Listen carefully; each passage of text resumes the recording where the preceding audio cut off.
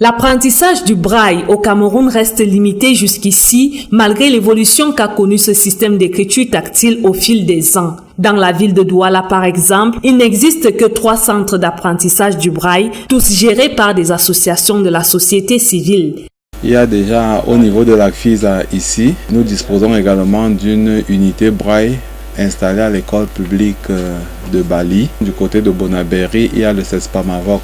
Au niveau de l'État, il n'y a pas une structure étatique à Douala qui s'occupe de l'encadrement des déficients visuels. Selon les normes internationales, le ratio maximum est d'un enseignant pour 6 élèves en ce qui concerne l'apprentissage du braille. Malheureusement, au Cameroun, il existe des classes de 20 élèves pour un enseignant, faute d'enseignants spécialisés et de matériel didactique. Il y a peu d'éducateurs spécialisés, c'est-à-dire que peu de personnes qui connaissent le braille, qui peuvent enseigner aux autres. Parce que connaître le braille, c'est une chose, mais enseigner, c'est une autre chose. Nous en appelons aux ONG qu'ils puissent nous soutenir en subventionnant nos activités, parce qu'un non-voyant qu'on éduque, c'est un mendiant qu'on enlève dans la rue. Malgré leurs moyens limités, pas moins de 600 malvoyants ont été formés par ces associations dans le littoral. Seulement, le coût de la scolarité reste un frein, car très élevé pour les parents qui sont pour la plupart des personnes démunies.